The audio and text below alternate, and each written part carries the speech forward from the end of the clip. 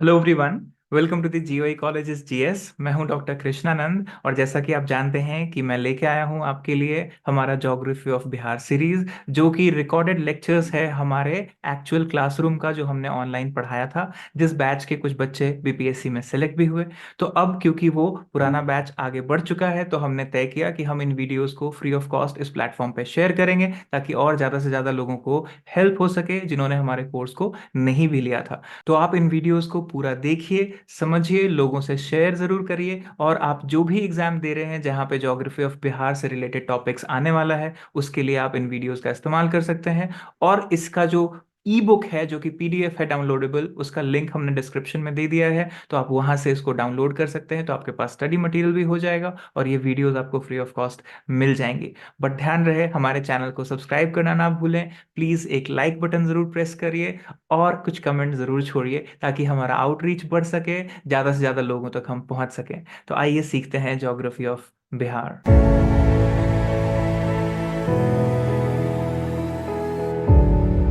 तो बैकग्राउंड के लिए सबसे पहले आपको क्या करना होता है, किसी भी जगह का, अभी हम बिहार का पढ़ रहे हैं तो वहां का डेमोग्राफिक प्रोफाइल को देखेंगे।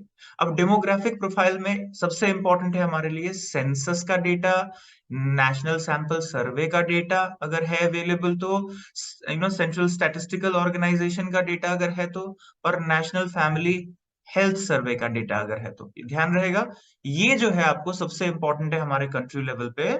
ठीक है, इन सारे ऑर्गेनाइजेशंस का डेटा या इन सब ऑर्गेनाइजेशन का रिपोर्ट कोट करेंगे, और किसी का नहीं करेंगे। रैंडमली किसी ने यूट्यूब चैनल पे कोई डाल दिया है वो नहीं कोट करेंगे आंसर में। ठीक है कि ये डेटा है, हमेशा ऑथेंटिक ऑर्गेनाइजेशन का, गवर्नमेंट का डेटा कोट करेंगे, चाहे वो जो भी लिखा है। ठीक है, तो अगर आपको मान लीजिए लेटेस्ट नहीं पता 2022-23 में क्या हो रहा है डेमोग्राफिक में, तो लास्ट सेंसस का डेटा ऑफिशियल जो है वो तो बता ही सकते हैं ना, 2011 का ये था, और अब जो है वो बढ़ा होगा या चेंज हुआ होगा, इस तरीके से। लेकिन कभी भी उल्टा सीधा अपने मन से 2006 में, 2011 में कोई चीज 6% था, अपने मन से कि अभी 2022-23 में ना 7-8% हो गया होगा, ऐसे मत लिखना। ठीक है ना, अगर नहीं पता तो क्लियरली उस चीज को वैसे रखना है जो ऑथेंटिक है। तो डेटा के साथ कभी भी नो चीटिंग, ठीक है ना। तो जो अवेलेबल है उसको सोर्स करिए, बताइए। तो सेंसस 2011 का डेटा आप देखेंगे तो कुछ कुछ चीजें आपको दिखेंगी कि बिहार का पॉपुलेशन कितना है, राइट। और उसमें फिर आपको परसेंटेज, मेल पॉपुलेशन जो है 52% है, फीमेल पॉपुलेशन 47% है, रफली जो है इस तरीके से रेशियो है। और अगर रूरल और अर्बन पॉपुलेशन में देखें तो आपको दिखेगा डिस्टिंक्शन क्लियर कट, कि बिहार में रूरल पॉपुलेशन जो है वो ज्यादा है अर्बन पॉपुलेशन से, राइट। तो बिहार थर्ड रैंक है in terms of population, in like Uttar Pradesh और महाराष्ट्र के बाद अगर देखेंगे तो।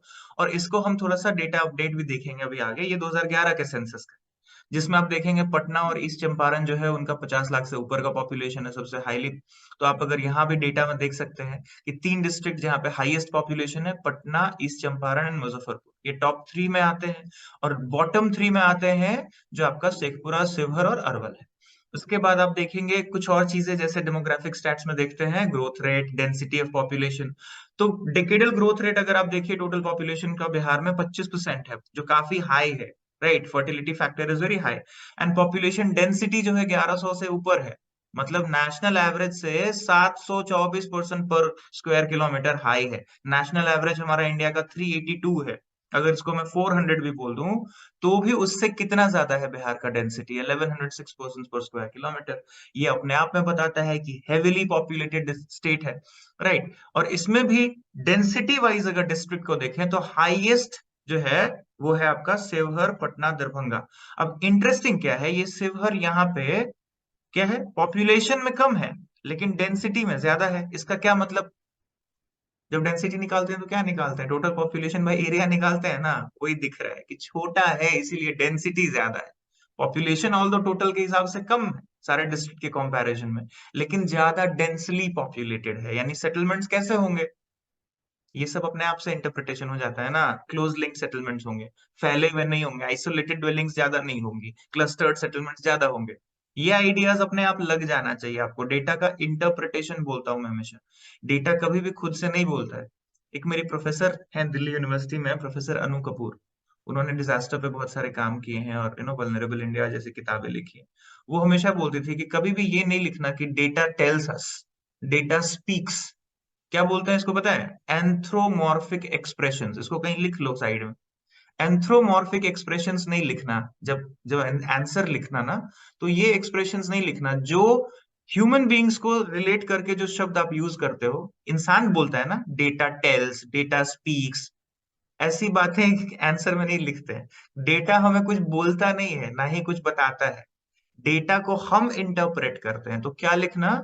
The interpretation of so and so data given by so and so, या according to this data it may be interpreted.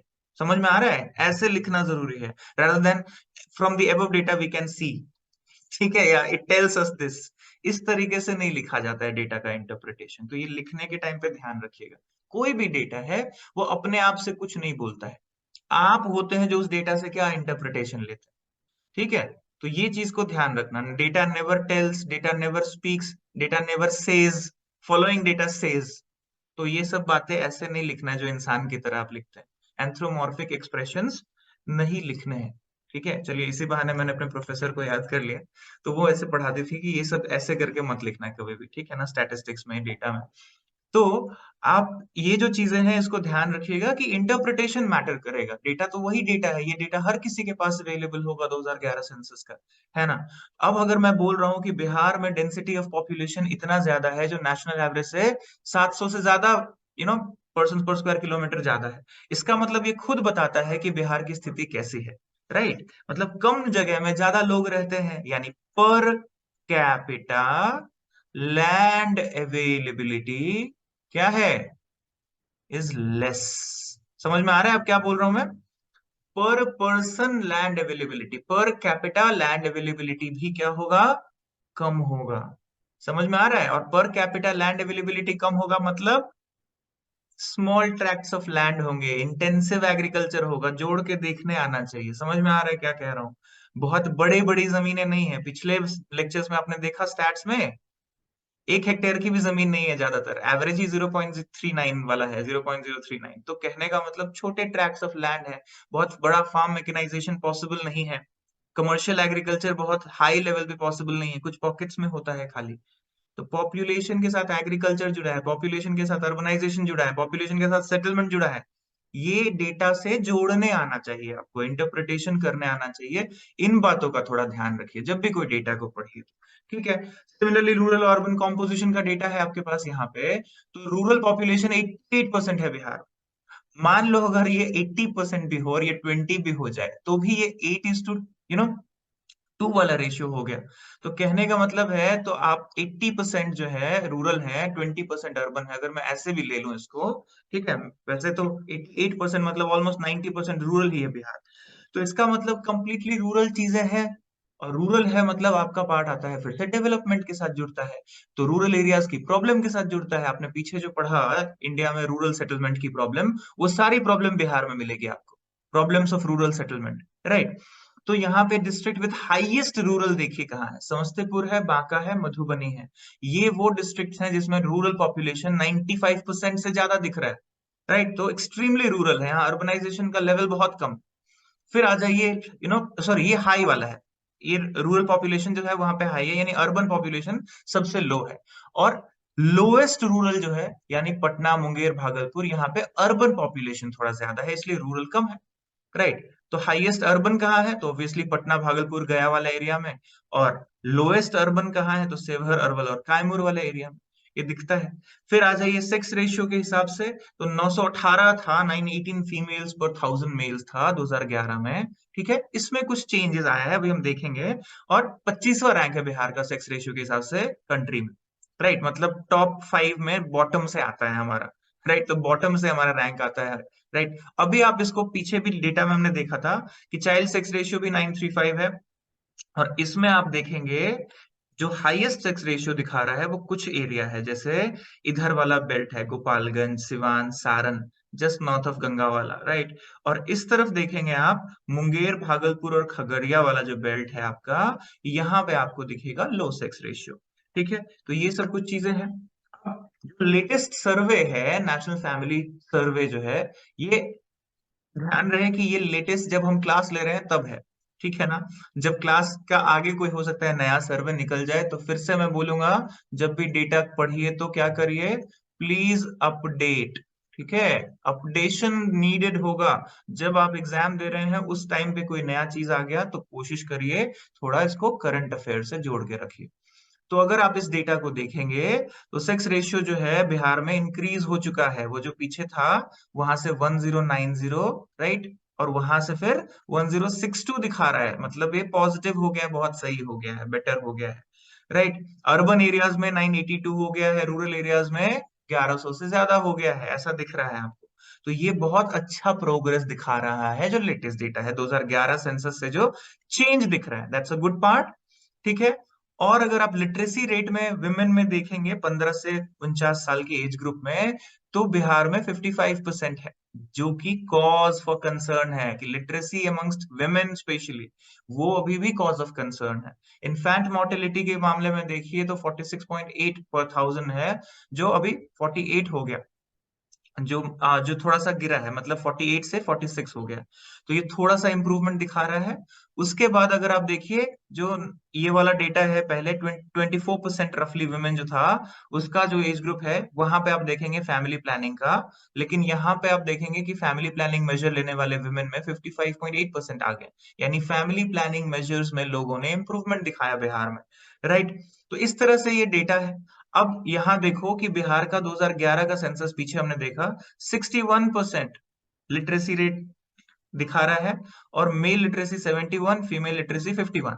अब यही डेटा को आप देखिए अभी के टाइम पे, जब ये रिपोर्ट आया 21-22, तो यहाँ पे आप देखेंगे बिहार का ओवरऑल मेल लिटरेसी 76 चला गया, जो कि 71 था, तो बहुत ऊपर इंप्रूवमेंट हुआ। फीमेल लिटरेसी 55% दिखा रहा है, जो कि 51 था, यानी इसमें भी इंप्रूवमेंट दिखा रहा है। तो ये है आपका पॉजिटिव साइंस। तो जब इंप्रूवमेंट है यानी चीजें बेटर की तरफ जा रही है, दैट्स अ गुड साइन। ठीक है, ये चीज अच्छी बात है। लेकिन अब आता है कि जब ये सब चीजें बेटर हो रही हैं तो अभी भी प्रॉब्लम्स है क्या फिर? ठीक है, तो प्रॉब्लम्स है सबसे बड़ा 5 problem, right, the rule of 5। High decadal growth rate 25% से ज्यादा, वेरी हाई फर्टिलिटी रेट है आपका, राइट, और वेरी लो अर्बन पॉपुलेशन, वो अभी डेटा में भी दिखा, अभी भी वही हालत है, अर्बनाइजेशन का लेवल्स बिहार में बहुत ज्यादा नहीं सुधरा।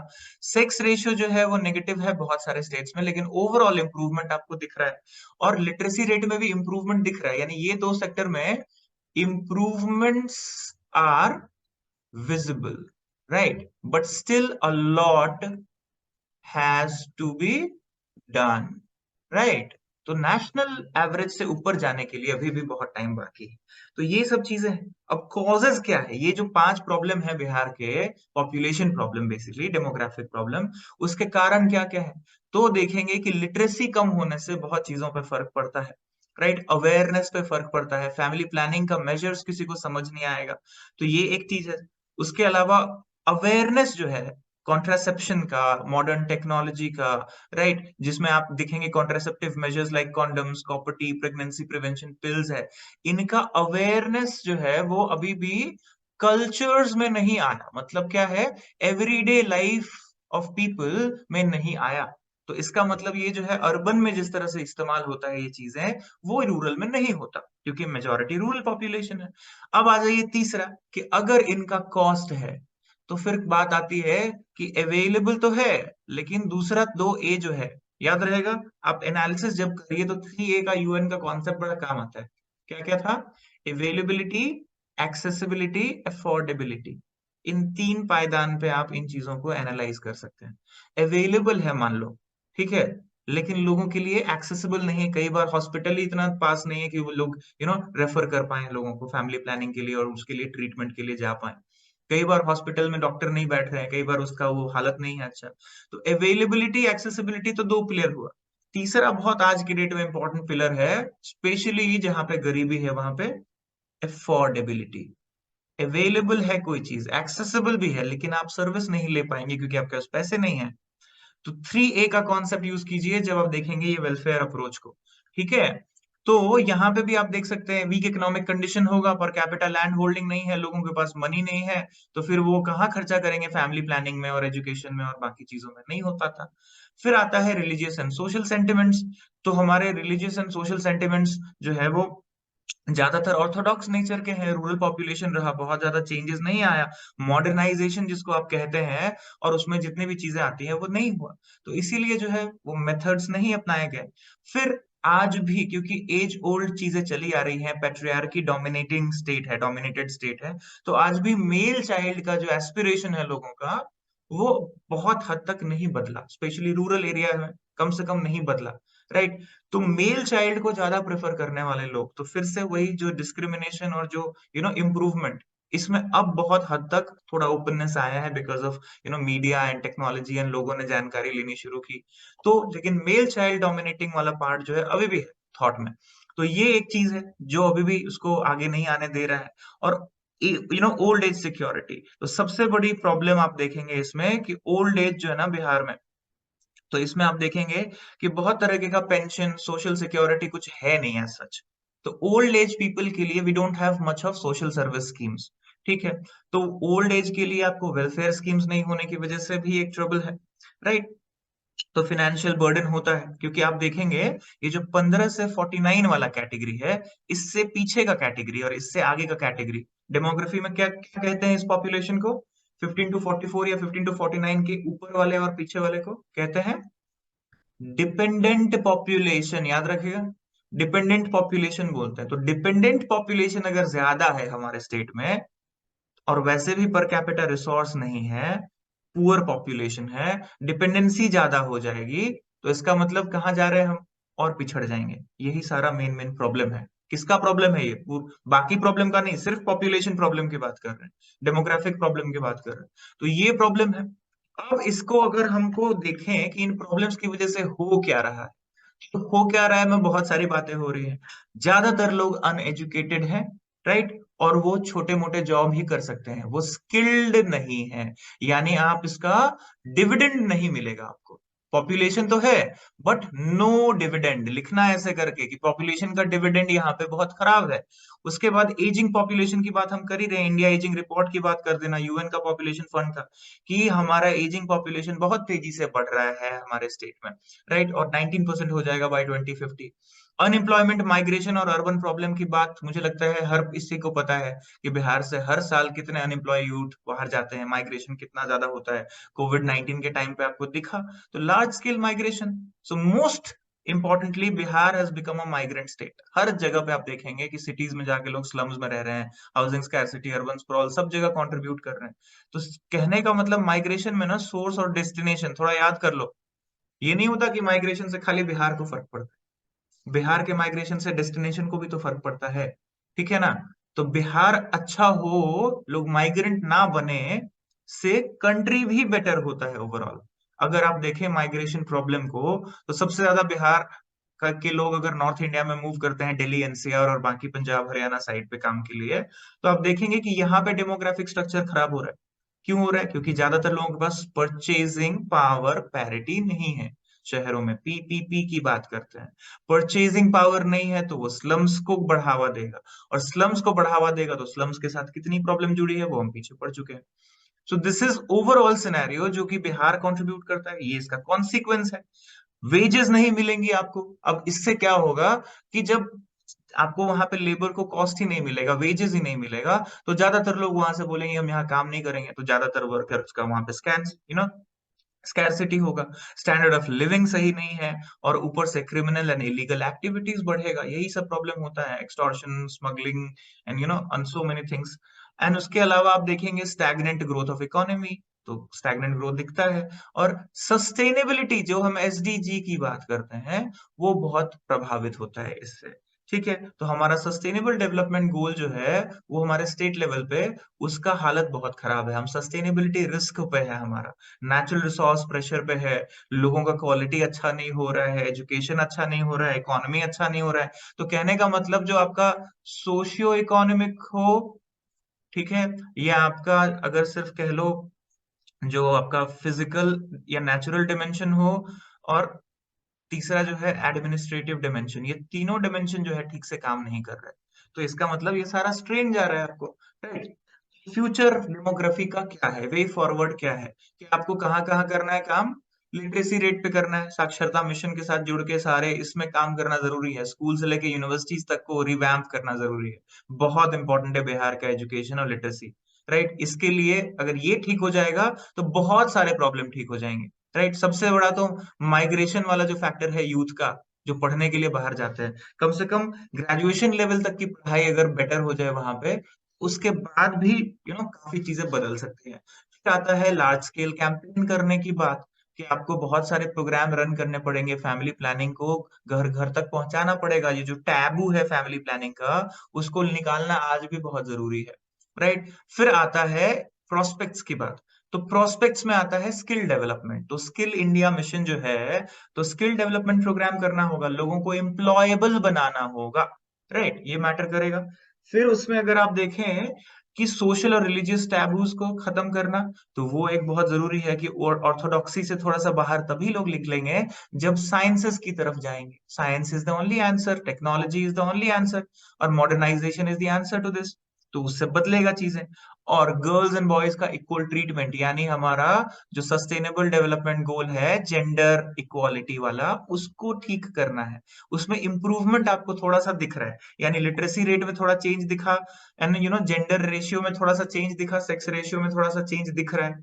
तो ये पॉजिटिव साइंस जो शो कर रहा है, इस पे कैपिटलाइज करने की जरूरत है, इस पे और बेटर करने की जरूरत है, ताकि और अच्छा हो स्टेट का। तो अगर आप इस वीडियो के अंत तक देख रहे हैं, आप यहाँ तक बने हैं, तो बहुत बहुत धन्यवाद। और ज़्यादा से ज़्यादा लोगों में इस वीडियो को शेयर ज़रूर करिएगा। और please don't forget to subscribe our channel, please press the like button so that हमारा चैनल का आउटरीच बढ़े, हम ज़्यादा से ज़्यादा लोगों तक पहुँच पाएँ। और मिलते हैं अगले वीडियो में ज्योग्राफी ऑफ बिहार में।